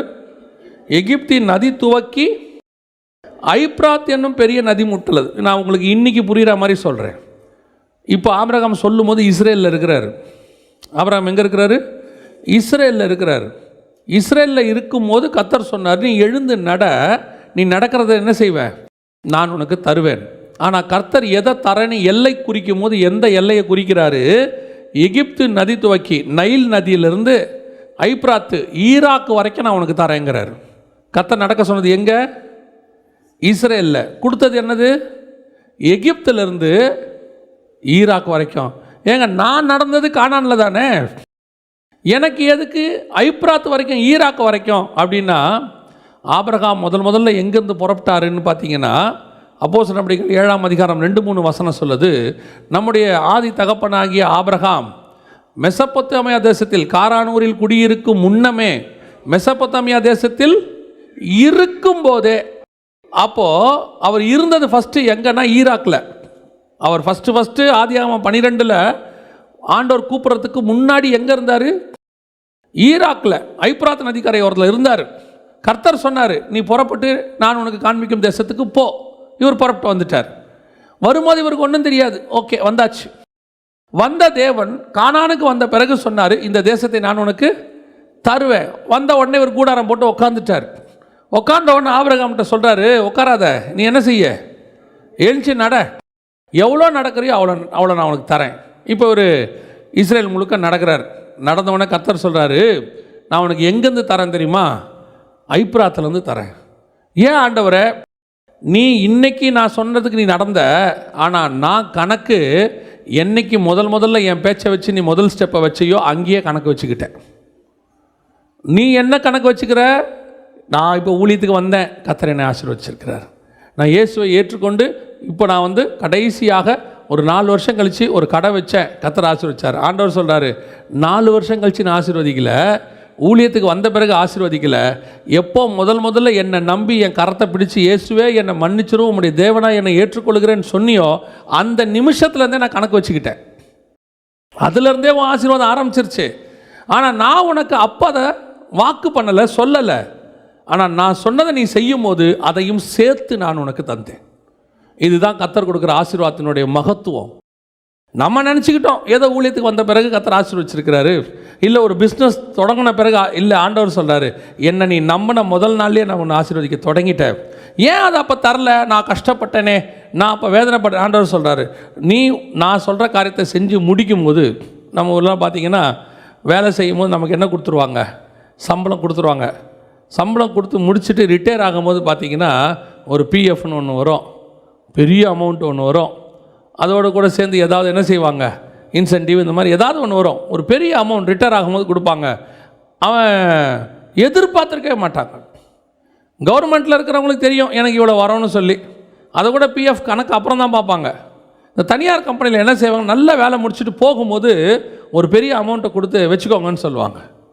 அப்போ தான் அவன் நினைப்பான் எனக்கு மாதம் சம்பளம் கொடுத்துட்டீங்க, நான் உழைச்ச எல்லா வேலையும் முடிஞ்சிருச்சு. இது என்னது, இது நீ உழைச்சதுக்கு இல்லை, உன்னுடைய உண்மைக்கு நான் சொன்னதை கேட்டு இந்த கம்பெனியில் உண்மையாக இருந்த பாரு, அதுக்கு நான் கொடுக்குற ஆசீர்வாதம். நம்முடைய ஆண்டவர் அப்படிப்பட்டதான ஒரு தேவன். ஏதோ அவர் இன்றைக்கி நினைக்கிறாருன்னு நினச்சிக்காதீங்க, இல்லை ஊழியத்துக்கு வந்த பிறகு தான் நினைக்கிறாருன்னு நினச்சிக்காதீங்க. ஆண்டவர் முதல்ல நீங்கள் என்றைக்கு ஏற்றுக்கிட்டீங்களோ அன்றைக்கே உங்களை கணக்கு வச்சுக்கிட்டார். அன்றைக்கி நீங்கள் நடக்க ஆரம்பிக்கும் போதே கர்த்தருடைய கணக்கில் இருக்குது, எல்லாம் போட்டு வச்சிருக்கிறாரு. ஒரு நாள் வரும் தேவன் அத்தனையும் எடுத்து கையில் கொடுப்பார். இப்போ ஆபிரகாமுக்கு ஆச்சரியமாக இருக்கும், எதுக்கு எனக்கு ஐப்ராத்து, அவ்வளோ தூரம் எதுக்கு? ஆண்டவர் சொல்கிறார் இல்லை, நான் கணக்கு வச்சுருக்கிறேன், நீ வேணால் கானானில் கணக்கு வச்சுக்கோ, நான் வச்சது ஐப்ராத். பல நேரங்களில் கானானில் நடக்கும்போது, ஊழியத்தின் பால் நடக்கும்போது, அல்லது உபத்திரவத்தில் நடக்கும்போது நம்ம நினச்சிட்டு இருப்போம் இந்த உபத்திரவத்தின் பாதையை கடந்தால் போதும், இன்றைக்கி ஒரு ஆசீர்வாதம் வந்தால் போதும், இப்போ இதை முடித்தா போதும். ஆண்டவர் சொல்வார் இப்போ முடிக்கிறதெல்லாம் ஒரு பெரிய விஷயமே இல்லை, முடிக்கும் போது பாரு உனக்கு நான் வச்சுருக்கிற ஆசீர்வாதம் வேறொரு நிலையில் இருக்கும், அதை உன் கண்கள் காணவும் இல்லை, உன் காதுகள் கேட்கவும் இல்லை. ஆண்டவர் நியமித்து வச்ச ஆசீர்வாதம் அப்படித்தான் இருக்கும், அன்எக்ஸ்பெக்டட். என் வார்த்தைக்கு அதான் சொல்கிறேன், நீங்கள் முதல்ல ஆண்டவர் சொல்லும் போதே வந்துடணும். நான் எப்போவும் ஒரு விஷயத்தில் ரொம்ப சந்தோஷப்படுவேன், எதுலன்னா எனக்கு முதல் நாள் சுவிசேஷம் சொல்கிறேன் அன்றைக்கி நான் ஆண்டவர் ஏற்றுக்கிட்டேன். நான் அதை தட்டவே இல்லை, நான் தட்டலன்னு சொல்லக்கூடாது, ஆவியானவர் என்னை தட்ட விடலை. முதல் நாள் ஆண்டவர் ஒரு நண்பன் வழியாக சொன்னார், அன்றைக்கி ஆண்டவர் ஏற்றுக்கிட்டேன். அன்னையிலோடு இன்றைக்கி ஓடிக்கிட்டு இருக்கு இன்ன வரைக்கும். ரெண்டாவது, என்னை முதல்ல ஆண்டவர் ஊழியத்துக்கு வான்னு சொன்னார், அப்பயே வந்துட்டேன் கிளம்பி. சிலர்லாம் பார்த்தீங்கன்னா ஊழியத்தின் பாதையில் ஆண்டவர் கூப்பிட்டு ஆண்டவருக்கு இவங்க டெஸ்ட்டு வச்சு ஆண்டவர் அந்த டெஸ்ட்டில் அவர் பாஸ் ஆகி அப்புறமா சரி ஓகே ஒரு டைம் கொடுங்க 2 months வந்துடுறேன், ஏன் நமக்கு கொஞ்சம் கமிட்மெண்ட்லாம் இருக்குது முடிச்சுட்டு வரேன். இப்போ யோசிச்சு பாருங்கள், ராஜா எப்படி வெயிட் பண்ணுவார்? நம்மளை ஒரு வேலைக்கார வேலைக்கு கூப்பிட்ருக்கிறாரு இல்லையா, ஏன்ப்பா இந்த விதையை கொண்டு போய் விதைச்சிட்டு வான்னு கூப்பிட்ருக்காரு. இந்த விதையை கையில் வாங்கிட்டு ராஜா கொஞ்சம் வெயிட் பண்ணுங்கள், அவ்வளோ அர்ஜென்ட்டெல்லாம் போக முடியாது, வரேன் அப்படின்னு அவர் என்ன சொல்வார்? போய் தொலை, அப்படி தான் அமுச்சு விட்ருக்கிறார். ஆனால் ஒன்று தெரியுமா, நீங்கள் எவ்வளோ டிலே பண்ணீங்களோ அந்த டிலே உங்களுடைய மினிஸ்ட்ரியில் எல்லா இடத்துலையும் இருக்கும். கர்த்தர் கூப்பிட்ற அன்னைக்கு வரவனுக்கும் அந்த டிலே பண்ணி வரவனுக்கும் அந்த டிலே கண்டிப்பாக உன் மினிஸ்ட்ரியில் பிளஸ்ஸிங்கில் எல்லா இடத்துலும் அந்த டிலே இருந்துகிட்டே இருக்கும். சின்ன உதாரணம் தான், ஒரு இடத்துல ட்ரெயின் 1 hour லேட்டாக புறப்பட்டா எல்லா ஸ்டேஷன்லேயும் அது எப்படி தான் போகும்? லேட்டாக தான் போகும், கடைசி வரைக்கும் லேட். ஆனால் ஸ்டேஷன் போயிடும், டெஸ்டினேஷன் போயிடும், எந்த மாற்று கருத்தும் இல்லை. ஆனால் எல்லாமே எப்படி தான் வரும்? லேட்டாக தான் வரும்.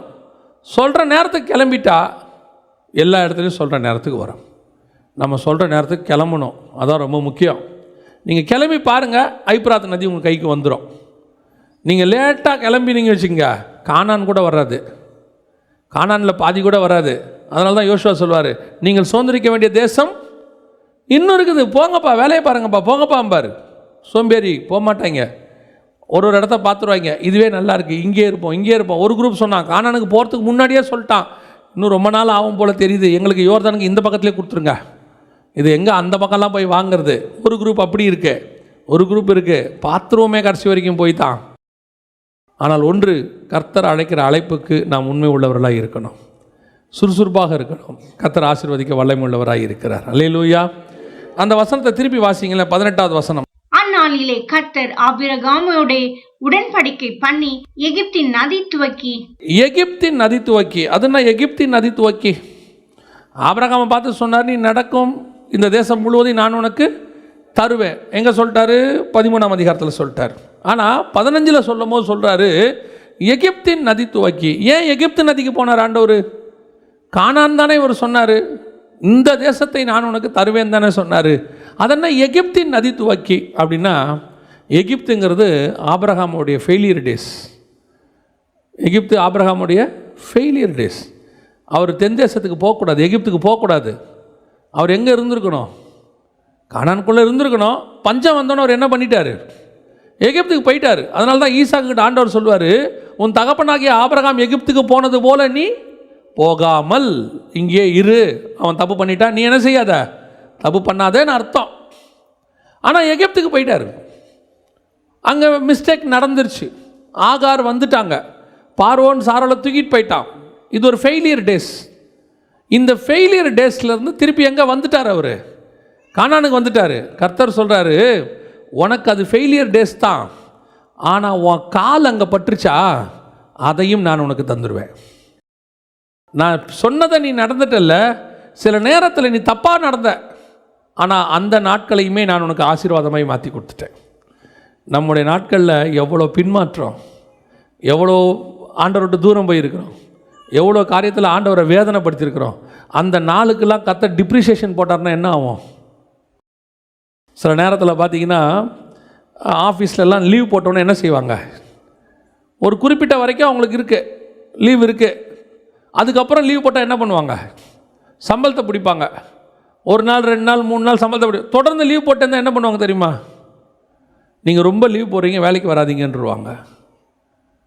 இப்போ நம்ம வாழ்க்கையில் கொஞ்சம் எடுத்து பாருங்கள். பாவம் செஞ்ச நாள்லாம் லீவ் போட்டதாக வச்சுக்கோங்க. ஆண்டவருக்கு முன்னாடி நம்ம பாவம் செஞ்சதெல்லாம் லீவ் போட்ட நாள். ஆண்டவர் என்ன நினைக்கணும்? நம்ம ஆண்டவர் என்ன பண்ணியிருக்கணும்? கூட்டி கழித்து பார்த்தா வருஷத்தில் ஒரு 10 நாள் தான். அதுவும் எப்போ?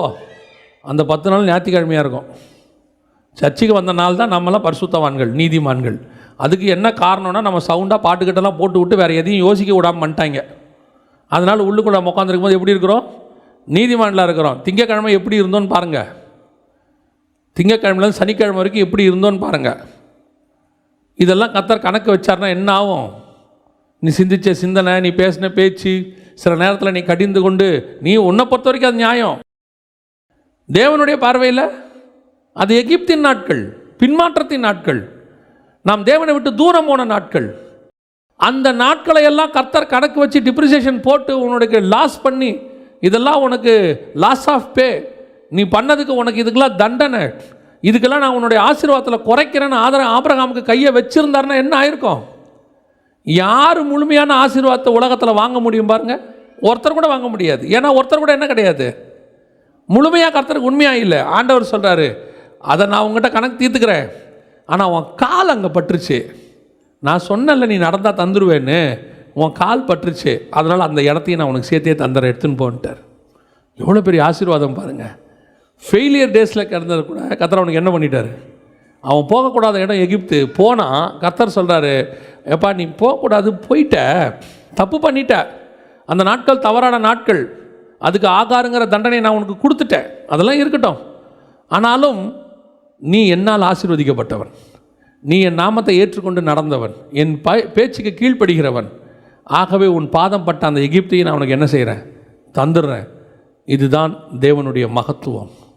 தேவன் நம்முடைய தீமையான நாட்களை, பாவத்தின் நாட்களை கணக்கு வைத்திருப்பாரானால் நாம் யாருமே ஆசீர்வாதத்தை வாங்கியிருக்கவே முடியாது. இன்றைக்கி ஆண்டவர் நமக்கு வச்ச கணக்கு வேறு. அந்த உபத்திரவத்தின் நாட்களில், அந்த பாவத்தின் நாட்களில், பின்மாற்றத்தின் நாட்களில் கூட கர்த்தர் நம்ம கூடவே இருந்தார், நடத்தினார். அதையும் ஒரு நாள் ஆசீர்வாதமாய் மாற்றி கொடுத்தார். அதையும் ஒரு நாள் கர்த்தர் நமக்கு சாதகமாய் மாற்றி கொடுத்தார். அதான் தாமஸ் ஆல்வா எடிசனுடைய ஃபேக்ட்ரியில் ஆக்சிடென்ட் நடந்துருச்சான். அவரோட லேபில் நடந்து முடிஞ்சு எல்லாம் எரிஞ்சு போச்சு, எல்லாம் புலம்பிகிட்டு இருக்கிறாங்க. தாமஸ் ஆல்வா எடிசன் உள்ளே போனாராம். இப்படி பார்த்துட்டு பார்த்தா ஒரு இடத்துல ஒரு வித்தியாசமான பொருள் இருந்துச்சா. எடுத்து பார்த்தாராம். பார்த்த உடனே சொன்னாராம், சந்தோஷத்தில் குதிச்சாராம், ஏன்னு கத்தினாராம். என்னன்னு கேட்டாங்களாம், இது ஒரு புது காம்பினேஷன், இந்த காம்பினேஷன் இப்படி ஒன்று இருக்குன்னே எனக்கு தெரியாது, இது ஒரு நியூ இன்வென்ஷன், இது என்னுடைய பேட்டன் ரைட்ஸில் நான் வாங்க போகிறேன். அப்போ அவர் சொன்னாராம், என்னுடைய லேப் வெடித்தது எவ்வளோ நல்லதாக போச்சு பாருங்கள், எனக்கு ஒரு புது பொருள் கிடச்சிருச்சு, இதை வேணா பேட்டன் ரைட் வாங்கிடுவேன். தீமையை கூட கர்த்தர் நன்மையாய் மாற பண்ணுவதற்கு வல்லமை உள்ளவராய் இருக்கிறார். நம்ம தீமையாய் இருக்கிறவங்க தாயின் கருவில் உருவாகும் போது எப்படி தான் உருவாகிறோம்? தப்பாக தான் உருவானோமா? பைபிள் அப்படி தான் சொல்லுது, பாவத்திலே கர்ப்பம் தரித்தாள். நம்முடைய தப்பை கூட கர்த்தர் சரி பண்ணுகிறார். அந்த தப்பிதமான நாட்களில் நடந்த தப்பை கூட கர்த்தர் மன்னித்து நம்மளை ஆசீர்வாதமாய் மாற்றுகிறார். அவர் அந்த தப்புக்கு கணக்கு மட்டும் கேட்டு க்ளோஸ் பண்ணியிருந்தார்னா இந்நேரம் காணாமல் போயிருப்போம். அது ஆண்டவர் கணக்கு கண்டிப்பாக ஒரு நாள் தீர்த்திருப்பார் சிலருக்கு, ஒவ்வொருத்தருக்கு. ஆனால் முடிவு எப்படி இருக்கும் தெரியுமா? ஆசீர்வாதமாக இருக்கும். அந்த நாட்களின் பலனை கூட கர்த்தர் உனக்கு கட்டளையிடுவார். கர்த்தர் அப்படி ஆசீர்வதிக்கிற தேவன். வசனம் சொல்லுது, எகிப்தின் நதி துவக்கி ஐப்ராத் எனும் நதி மட்டும் உள்ளதும். எல்லாத்தையும் கர்த்தர் ஆபிரகாமுக்கு கொடுத்துட்டார், வாக்கு பண்ணிட்டார். இப்போ ஆபிரகாம் கேட்குற கேள்வியை பாருங்க, வாசிங்க. ஆதியாகமத்தின் புஸ்தகம் 15ஆம் அதிகாரம் 8வது வசனம் வாசிங்க. அதற்கு அவன், கர்த்தராகிய ஆண்டவரே, நான் அதை சுதந்திரித்துக் கொள்வேன் என்று எதினால் அறிவேன் என்றான். இப்ப கர்த்தர் சொல்லிட்டாரு, நான் அதை சுதந்திரித்துக் கொள்வேன் என்று எதினால் அறிவேன். நீங்க சொல்லிட்டீங்க ஆண்டவரே தேசத்தை சுதந்திரிப்பேன்னு, நீங்க சொன்ன மாதிரியே நான் தேசத்துக்கு வந்துட்டேன், நடந்துட்டேன், நீங்க சொன்ன வேலையெல்லாம் செஞ்சு முடிச்சிட்டேன். இப்போ நீங்க எனக்கு எல்லையும் கொடுத்துட்டீங்க, ஐப்ராத்துக்கு எல்லாமே ஓகே தான். ஆனால் இதை நான் எப்போ சுதந்திரிப்பேன்? சொன்னீங்க சரி, கர்த்தர் வாக்கு பண்ணிட்டீங்க சரி, எப்போ நடக்கும்? பல நேரங்களில் நமக்கு இந்த கேள்வி தான் கடைசியாக நிற்கும். ஆண்டவர் சொன்ன இடத்துக்கு வந்துட்டோம், கர்த்தர் ஆசீர்வதிச்சிட்டாரு, சொல்லிட்டாரு, ஆபிரகாமுக்கு நல்ல நீடித்த ஆயுசை கொடுக்குறாரு, எல்லாம் போயிட்டே தான் இருக்குது. ஆனால் இருதயத்தில் ஒரு சந்தேகம் மட்டும் நமக்கு எப்போவுமே என்ன செய்யும்? ஓடிட்டே இருக்கும். இது எப்போ நடக்கும்? இது என்னவாய் முடியும்? எப்போ போய் முடியும்? இப்போ ஆண்டவர் சொல்கிறாரு, நான் சொன்னால் கண்டிப்பாக என்ன செஞ்சிருவேன். அவர் சொல்லியும் செய்யாதிருப்பாரோ, வசனத்தும் நிறைவேற்றாதிருப்பாரோ. பொய் சொல்ல அவர் மனிதன் அல்ல, மனமாற அவர் மனுப்புத்திரன் அல்ல. அவர் சொல்லிட்டார்னா செஞ்சிருவார், அவ்வளோதான், மேட்ரு ஓவர். இதுவே நமக்கு போதுமானது. வாக்குரைத்தவர் உண்மை உள்ளவர், அதுவே நமக்கு போதுமானது. ஆனால் ஆபிரகாமுக்கு பல நேரங்களில் நமக்கு என்ன வருது? ஒரு விதமான சந்தேகம் வருது, ஆவிக்குரியவர்களுக்கே வருது. ஆண்டவர் நமக்கு சொன்னது நமக்கே சந்தேகம் வருது. சொன்னீங்க ஆண்டவரை, வாக்கு பண்ணீங்க ஆண்டவரை, ஆனால் இன்னும் நடக்கலையே. ஏன்னா நமக்கு ஒரு டைம் ஃபேக்டர் இருக்க, 30க்குள்ளே 40க்குள்ளே 40 நாளைக்குள்ளே 21 நாளைக்குள்ளே இன்னும் 3 நாளைக்குள்ளே. யார் டைம் கொடுக்கறது? யார் டைம் கொடுக்கறது? ஆண்டவருக்கு நம்ம கொடுக்கறது. நான் 40 நாள் உபவாசம் போடுவேன், அதுக்குள்ளே கர்த்தர் பேசியே ஆகணும். 41வது நாள் பேசினா ஒத்துக்க மாட்டிங்களா? அது என்ன அவருக்கு நீங்கள் டைம் கொடுக்குறீங்க? காடுக்கு இவங்க டைம் கொடுக்கறது. அவர் முதல்ல நம்மளை காடாக இருக்கிறதுக்கு ஒத்துக்கிட்டதே பெரிய விஷயம். நமக்கு அவர் தேவனாக இருக்க ஒத்துக்கிட்டார் பாருங்க, நமக்கு ராஜாவாக இருக்க ஒத்துக்கிட்டார் பாருங்க, நமக்கு தகப்பனாக இருக்க ஒத்துக்கிட்டாரு, அதுவே எவ்வளோ பெரிய விஷயம். நம்ம அப்பாவே நமக்கு அப்பாவாக இருக்க மாட்டேன்னு பல நாளில் திட்டுறான் இல்லையா? நம்ம அப்பாவே என்ன சொல், என் பையனை வெளியே போய் சொல்லாத, நீ எனக்கு அவமானமாக இருக்கு, எங்கேயாவது நீ என் பையன்னு சொன்ன, நமக்கு அப்பாவுக்கே நம்மளை பையன் சொல்கிறதுக்கு எப்படி இருக்கு? அவமானமாக இருக்கு. அவர் சொல்லிக்கிறார் நம்மளை, என்னுடைய பிள்ளை நீ, நான் உனக்கு இதை தரேன் அதை தரேன் எல்லாம் சொல்கிறாரு. இது பத்தாததுக்கு அப்பப்போ ஆண்டவரை பார்த்து, எதனால் நான் அறிவேன், எப்பொழுது தருவீர், இது எப்பொழுது உறுதியாகும்? அன்றைக்கி தான் சொல்லியிருப்பார், நிச்சயமாகவே நான் உனக்கு தருவேன். 3 நாள் கழிச்சு கேட்பான், எதனால் நான் அறிவேன்? ஆண்டவருக்கு நம்ம மேலே என்ன வரும்? கோபம் வராது, பரிதாபமாக இருக்கும். நான் சொன்னதையும் என்ன செய்ய மாட்டேங்கிறான், நம்ப மாட்டேங்கிறான். கவர்மெண்ட் ஆர்டர் போட்டு சீல் போட்டாச்சுன்னா அது அவ்வளோதான், ஆர்டர் ஓகே, சாங்ஷன்ட், அவ்வளோதான். அதுக்கு மேலே நமக்கு என்ன தேவையில்லை, சந்தேகம் தேவையில்லை. ஆனால் நமக்கு சந்தேகம் வருது. இப்போ கர்த்தர் சொல்கிறாரு, எவ்வளோ நல்ல தேவன் பாருங்களேன். இப்போ ஆண்டவர் என்ன செய்கிறாரு? 9வது வசனத்துலேருந்து 10வது வசனம் வரைக்கும் 8ல் அவன் கேட்குறான். அவர் 9, 10 ஒரு விஷயத்தை செய்ய சொல்கிறார். இல்லை வேண்டாம், 9, 10 ஒரு விஷயம் செய்ய சொல்கிறார், நீ செய்ப்பா அப்படின்னு சொல்கிறார். அதோட அர்த்தம் என்ன அப்படின்னா, நான் சொல்லிட்டேன், உனக்கு என் மேலே என்ன வரல, நம்பிக்கை வரல. நான் சொன்ன வார்த்தை மேலே உனக்கு என்ன இல்லை? நம்பிக்கை வரல. இப்போ ஒன்று செய்வோம். என்ன செய்வோம்? நீ போய் ஒரு பலிபீடம் கட்டி எல்லாத்தையும் பலி கொடு, நான் உன்னோடு கூட உடன்படிக்கை பண்ணுறேங்கிறார். வெறும் வார்த்தையில் சொன்னால் பத்தாது, நான் என்ன செய்கிறேன்? அக்ரிமெண்ட் போடுறேங்கிறார். இது எப்படி இருக்கு பாருங்க. பல நேரத்தில் நம்ம கிராமங்களில் சொல்லுவாங்க, இப்போ தான் அந்த கோர்ட்டு, வக்கீல், ஜட்ஜு இதெல்லாம் ரொம்ப பெருசாகிருச்சு. முந்தியெல்லாம் சொன்னதாங்க, வாக்கு சுத்தம் வேணுங்கன்றுவாங்க. ஒரே வார்த்தை. பல லேண்டுக்கு டாக்குமெண்ட்டே கிடையாது. அவங்க என்ன தெரியுமா சொல்லுவாங்க? எங்கள் அப்பா அந்த காலத்தில் இவருக்கு சொன்ன கொடுத்ததுங்க, அது அவ்வளோதான், வாக்கு பண்ணி கொடுத்தது. அந்த காலத்தில் வாக்குக்கு என்ன இருந்துச்சு? அப்படி ஒரு மரியாதை இருந்துச்சு. சொன்னது தான். எப்போ இந்த அக்ரிமெண்ட் வந்துச்சு? வாக்கு பண்ணுறதெல்லாம் இருக்கட்டும், எழுதி கொடுத்துருங்க. ஏன்? வார்த்தை காத்தோடு போயிடும், எழுத்து தான் நிற்கும். நம்ம வந்துக்கிட்டோம் அந்த இடத்துக்கு, நமக்கு நம்பிக்கை குறைஞ்சிட்டுச்சு. அப்போ ஆண்டவர் பார்த்தாரு, வாக்கு பண்ணுற காலத்தில் வாக்கு பண்ணார். இப்போ சொல்கிறாரு, சரி உனக்கு என்ன வேணும்? இப்போ நம்பிக்கை இல்லையா? அக்ரிமெண்ட் ஒன்று போடு, நான் சைன் பண்ணுறேன். என்ன சைன் பண்ணுறேன்? 3 வயது கிடாரி, 3 வயது புறா, சில பட்சிகள் எல்லாத்தையும் கொண்டு வந்து பலிபீடத்தில் வை, பலி செலுத்து, ஒரு அக்கினி இறங்கும், அது நான் உன்னோடு பண்ணுகிற உடன்படிக்கை. உன் சந்ததிக்கு இந்த தேசத்தை கடைசி வரைக்கும் தருவேன். அன்னைக்கு உடன்படிக்கை பண்ண ஆண்டவர் தான் இன்னைய வரைக்கும் இஸ்ரேல் யூதர்கள் கையில் தான் இருக்கிறது. அந்த உடன்படிக்கை மாறவே இல்லை. நடுவில் கொஞ்சம் கோவப்படுவார், தண்டிப்பார், துரத்துவார், விரட்டுவார், அதெல்லாம் அவருக்கும் பசங்களுக்கும் உள்ள பிரச்சனை. ஆனால் அவனை கை விடவே மாட்டார். அந்த உடன்படிக்கை தான் உன்னை எண்ணி கடைசி வரைக்கும் காப்பாற்றும். சொன்ன வார்த்தை உண்மைதான், அதில் மாற்றுக்கிறது இல்லை. இப்போ கர்த்தர் என்ன பண்ணிட்டாரு? உடன்படிக்கை பண்ணிட்டார். உடன்படிக்கை பண்ணிட்டார்னா அது என்ன செய்யாது? மாறவே மாறாது. இப்போ நம்மோடு கூட கர்த்தர் இயேசு கிறிஸ்துவின் பலி வழியாய் உடன்படிக்கை பண்ணியிருக்கிறார். இந்த உடன்படிக்கை மாறவே மாறாது. இயேசு சொல்லியிருக்கிறாரு, நான் எங்கே இருக்கிறேனோ அங்கே கொண்டு போய் உங்களை வைத்துக்கொள்வேன். அதுதான் நம்முடைய தேசம், அதை தான் நம்ம சுதந்திரிக்க போகிறோம். ஆபிரகாமின் சந்ததிக்கு இஸ்ரவேலை கொடுப்பாரனால் இயேசுவின் சந்ததிக்கு பரலோகத்தையே தேவன் கொடுப்பார். அது தேவன் மூலமாய் உடன்படிக்கை பண்ணப்பட்டது. வாக்கு பண்ணார் பிதா, நான் உங்களுக்கு அந்த தேசத்தை தரேன்னு. ஆனால் இயேசு உடன்படிக்கை பண்ணிட்டார். அவருடைய இரத்தத்தாலே நாம் என்ன செய்கிறோம்? உடன்படிக்கை பண்ணுகிறோம். இந்த உடன்படிக்கையினுடைய அர்த்தம் என்ன தெரியுமா? It's a covenant. அதனுடைய அர்த்தம் என்ன தெரியுமா? எனக்கு என்ன இயேசு சொன்னாரோ இந்த அப்பமும் ரசமும் எனக்கு அதை உறுதிப்படுத்துகிறது. கன்ஃபர்மேஷன். அந்த கன்ஃபர்மேஷன் தான் ஒவ்வொரு மாதமும் நம்ம கைக்கு வருது. அந்த உடன்படிக்கையை நாம் நினைவு கூர்றோம், புதுப்பிக்கல. அது எக்ஸ்பயர் ஆனதான் என்ன பண்ணுவாங்க? ரினிவல் பண்ணணும். இது ரினிவலே கிடையாது. இது என்ன தெரியுமா? நினைவு கூறுதல். அப்பப்போ டாக்குமெண்ட் எடுத்து காட்டுறது. யாருக்கு காட்டுறோம்? ஆண்டவருக்கு காட்டுறோம். அப்பப்போ கையில் எடுத்து, ஆண்டவரே பார்த்துக்குங்க.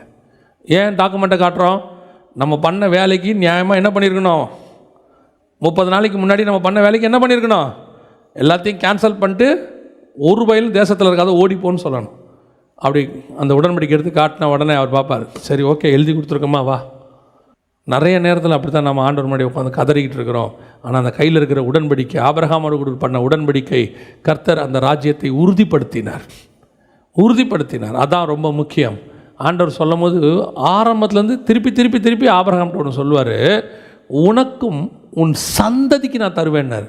இங்கே பாருங்க, 12ஆம் அதிகாரத்தில் 7வது வசனம், கர்த்தர் ஆபிரகாமுக்கு தரிசனமாகி உன் சந்ததிக்கு இந்த தேசத்தை கொடுப்பேன் என்றார். அடுத்து 15வது வசனம் 13-15, நீ பார்க்கிற இந்த பூமி முழுவதையும் நான் உனக்கும் உன் சந்ததிக்கும் கொடுத்து. அடுத்து ஆண்டவர் பாருங்க 15-16, 4ஆம் தலைமுறையிலே அவர்கள் இவ்விடத்துக்கு திரும்ப வருவார்கள் அப்படின்னு சொல்லிட்டு யாரை பற்றி சொல்கிறாரு? 14, இவர்கள் சேவிக்கும் ஜாதிகள் நியாயம் தீர்ப்பேன், பின்பு மிகுந்த பொருளோடு புறப்பட்டு வருவார்கள், நீ சமாதானத்தோட போ. இப்போ ஆண்டவர் திருப்பி சொல்கிறார், உன் சந்ததிக்கு தருவேன். அப்படின்னா என்ன அர்த்தம்? நீ தேவன் சொல்கிற இடத்துக்கு வந்து அவர் சொல்கிறபடி நடந்து அவரோடு கூட உடன்படிக்கை பண்ணுவாயானால் தேசத்தை கர்த்தர் நமக்கு மட்டும் இல்லை, ஆசீர்வாதத்தை நமக்கு மட்டுமல்ல நம் சந்ததிகளுக்கும் எடுத்து வச்சிருப்பார். அதனால தான் வசனம் சொல்லுது, கர்த்தராகிய இயேசு கிறிஸ்துவை விசுவாசி, அப்போது நீயும் உன் வீட்டாரும் ரட்சிக்கப்படுவீர்களே. நீ நடக்கிற நட அவனை ரட்சிக்கும். நீ உன்னுடைய கீழ்ப்படிதல் அவனை ரட்சிக்கும். நீங்கள் கொடுக்குற கர்த்தருக்கு கொடுக்குற உடன்படிக்கை அவனை ரட்சிக்கும். இதுதான் கர்த்தர் நமக்கு வச்சிருக்கிற பெரிய ஆசீர்வாதம். எனக்கு ரொம்ப ஆச்சரியம் என்னென்னா, ஆண்டவர் இவங்ககிட்ட ஐப்பிராத் நதியை பற்றி சொல்கிறார், உனக்கு நான் அதை தருவேன்னு சொல்லிட்டார்ல. ஆனால் அந்த ஆசீர்வாதத்தை யார் சுதந்திரிப்பா தெரியுமா? வாசிங்க, நம்ம முடிக்கலாம் அந்த வசனத்தை வாசிங்க. 1 நாளாகமம் 18:3. சோபாவின் ராஜாவாகிய ஆதரேசர் ஐபிராத்து நதி அண்டையில் தன் இராணுவத்தை நிறுத்த போகிற போது தாவீது அவனையும் ஆமாத்தின் கிட்டே முறியடித்தான். 1 நாளாகமம் 5:9 வாசிங்க. கிழக்கே ஐபிராத்து நதி தொடங்கி வனாந்தரத்தின் எல்லை மட்டும் அவர்கள் வாசம் பண்ணினார்கள். எப்போ? தாவீதின் காலத்தில் இந்த ஆசீர்வாதம் எங்கே வந்துருச்சு? ஐப்ராத்துக்கிட்ட வந்துருச்சு. ஈராக் வரைக்கும் யார் ஆட்சி பண்ணியிருக்கிறது? தாவீது ஆட்சி பண்ணியிருக்கிறான். ஆபிரகாமின் ஆசீர்வாதம் யாருக்கிட்ட வருது? தாவீதுக்கிட்ட வருது. தாவீதின் ஆசீர்வாதம் இயேசு கிறிஸ்துவின் மூலமாய் உறுதிப்படும். அதனால தான் ஆபிரகாமின் குமாரனான தாவீதின் குமாரனான இயேசு கிறிஸ்துவின் வம்ச வரலாறு, இந்த முழு ஆசீர்வாதமும் இந்த 3 பேருக்குள்ளேயே முடிஞ்சிடும். ஆபிரகாமுக்கு வாக்கு பண்ணினதை தாவீது நிறைவேற்றினான். அவன் அதை பிடிச்சான். அதில் இயேசு ராஜ்யபாரம் பண்ண போகிறார். புரியுதா? அப்போது நாம் செய்கிறத, நாம் பண்ணுறத ஒழுங்காக பண்ணால் அந்த ஆசீர்வாதம் சந்ததி தோறும் தலைமுறை தோறும் கர்த்தர் ஆசீர்வதிக்க வல்லமை உள்ளவராக இருக்கிறார். அல்லேலூயா. இயேசு வர்ற வரைக்கும் நம்முடைய ஆசீர்வாதம் தலைமுறையாக இருக்கும். அதுக்கு நாம் ஒழுங்காக இருக்கணும். இப்படி யோசித்து பாருங்கள், ஒவ்வொரு தலைமுறையும் கர்த்தருக்கு உண்மையாக இருந்தால் கர்த்தர் வர வரைக்கும் எல்லா தலைமுறையும் எங்கே இருக்கும்? கர்த்தருக்குள்ளே இருக்கும். அல்லேலூயா. தேசத்தை சுதந்திரிக்க வேண்டுமானால் முதலாவது அவர் சொல்கிற இடத்துக்கு வரணும், 2வது அவர் சொல்கிற இடத்துல நடக்கணும், 3வது அவரோடு கூட உடன்படிக்கை பண்ணணும். இது 3ம் நடக்கும்போது கர்த்தர் சொல்லவைகளை 100% செய்து முடிப்பார். ஆமென். நம்ம ஜெபம் பண்ண போகிறோம் தேவ சமூகத்தில். நன்றி ஆண்டவரே, கொடான கொடி ஸ்தோத்திரம் அப்பா. Thank you holy spirit. ஆண்டவரே, நீர் எங்களுக்கு வாக்கு பண்ணி இருக்கிறீர் ஆண்டவரே. அந்த வாக்கு தத்தத்தை சுதந்திரிக்கிற இடத்திற்கு நாங்கள் முதலாவது வர்றோம்ப்பா. எங்கள் கண்கள் காணுகிற இடம் அல்ல, நீர் சொல்லுகிற இடம். எங்கள் மைண்டில் தோண்டுகிற இடம் அல்ல, எங்கள் மூளை சொல்கிற இடம் இல்லை, நீங்கள் எங்களுக்கு சொல்கிற இடம். அந்த இடத்துக்கு நாங்கள் வர்றோம் ஆண்டவரே. ஊழியமோ வியாபாரமோ பிஸ்னஸோ படிப்போ கல்யாணமோ எதுவோ அது கர்த்தர் சொல்கிற இடம், அவ்வளோதான். அந்த இடத்துக்குள்ள நான் போயிடுவேன். 2வது, அந்த இடத்துக்கு போனேன்னா கூடாரம் போட்டு தூங்க மாட்டேன், எழுந்திருச்சு நடப்பேன். அப்பேற்பட்ட தீர்க்கதரிசி சூரிய செடிக்கு கீழே படுத்திருக்கும் போது ஆண்டவர் சொல்கிறார், எழுந்து நட, நீ போக வேண்டிய தூரம் அதிகம். கர்த்தர் உழைக்கிறவனைத்தான் ஆசீர்வதிப்பார். ஆக்டிவான ஊழியக்காரனை தான் கர்த்தர் ஆசீர்வதிப்பார். சோம்பேறிகளை கர்த்தர் ஒரு நாளும் ஆசீர்வதிக்கிறதே கிடையாது. நீ உலகத்துக்கு எவ்வளோ வேலை செஞ்சியோ அதை விட பல மடங்கு தேவனுக்கு வேலை செய்யணும். அழிஞ்சு போகிற உலகத்துக்கு நீ 8 மணி நேரம் வேலை செஞ்சீங்க, 10 மணி நேரம் வேலை செஞ்சீங்கன்னா நித்திய பரலோகத்துக்கு வேலை செய்யும் போது உங்களால் இயன்ற மட்டும் பலன் குன்றி போக மட்டும் வேலை செய்யணும். அதான் ஆண்டவர் எதிர்பார்க்கிறார், முழு இருதயத்தோடும் முழு பலத்தோடும். இதுக்கு மேலே எனக்கு ஊழியம் செய்யறதுக்கு பலன் இல்லை ஆண்டவரேன்னு சொல்கிற அளவுக்கு செய்யணும். தானியேல் 100 வயசுக்கு மேலே ஆகிப்போச்சு, மரிக்கும் தருவாய்க்கு வந்துட்டார். அப்பா ஆண்டவர்கிட்ட கேட்குறாரு, பாருங்க எவ்வளவு தாகம் பாருங்க. அப்போ கேட்குறாரு, ஆண்டவரே 1335 நாளை குறித்தும் 2300 நாளை குறித்தும் எனக்கு நீங்கள் சொல்லிக் கொடுங்கப்பா. ஆண்டவர் சொல்கிறார், தானியேலே நீ இளைப்பாரி கொண்டு இருப்பா, இன்னுமா உனக்கு கோ அண்ட் டேக் ரெஸ்ட். இதுதான் ஊழியம். ரெஸ்ட் எடுக்கிற வரைக்கும், பரலோகத்துக்கு போகிற வரைக்கும் ஏதோ ஒரு விதத்தில் நான் கர்த்தருக்கு பிரயோஜனப்பட்டு கொண்டே இருக்கணும். நான் நடந்துக்கிட்டே இருக்கணும், நான் ஆக்டிவாக இருக்கணும். நான் முடங்கி படுக்கிறவனா இருக்கவே கூடாது. ஏலி போல ஆசனத்தில் உட்கார்றவனா இருக்கவே கூடாது. நான் சில ராஜாக்களை போல உப்பரிக்கையில் உலாவுகிறவனா இருக்கக்கூடாது. கடைசி வரைக்கும் கர்த்தருக்கு ஓடிக்கிட்டே இருக்கணும். பவுல் பாருங்க, ஓடிக்கிட்டே இருக்கிறான், ரெஸ்ட் எடுக்கவே மாட்டான். அவன் இன்னும் பிரயாசப்படுறான். அடிச்சாங்க, உதைச்சாங்க, செத்தவன்னு விட்டுட்டாங்க, திருப்பி எழுந்திரிச்சு சொல்றான், வாங்க ஊருக்குள்ள போய் பிரசங்கம் பண்ணுவோம். நான் சின்ன அடிபட்டுருச்சுன்னா இன்னைக்கு நாம அதுக்காக 10 நாள் ரெஸ்ட், 15 நாள் ரெஸ்ட். உன்னால் போக முடியும்னு உனக்கு தெரியும், உன்னை சுற்றி இருக்கிறவங்களாம் சொல்லுவாங்க கொஞ்சம் ரெஸ்ட் எடுங்கன்னு. உண்மைதான், ரெஸ்ட் தேவைதான். ஆனால் ஆண்டவர் சொல்லுவார் போன்னு. அப்படி சொன்னார்னா போயிடுங்க.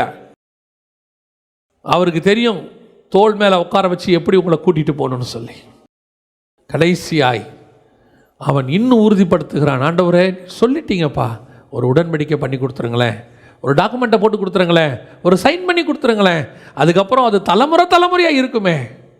இப்போது ஆட்டுக்குட்டியின் இரத்தத்தால் உடன்படிக்கை அல்ல, இப்பொழுது ஆட்டுக்குட்டியானவரால் உடன்படிக்கை பண்ணப்பட்டிருக்கிறது.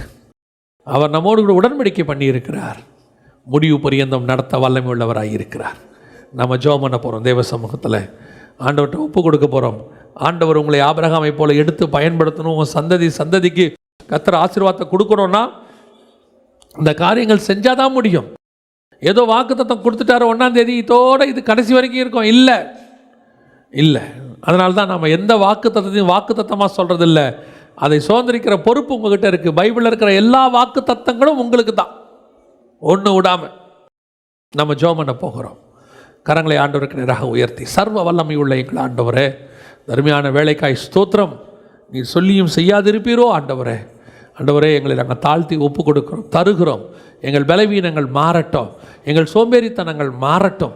இன்னும் ஆக்டிவாக, இன்னும் உற்சாகமாக, முடிஞ்ச வரைக்கும் ஆண்டவரே, நான் பார்க்கிற வரைக்கும், என் கண் பார்வை இருக்கிற வரைக்கும் நான் உமக்காக பார்ப்பேன் ஆண்டவரே.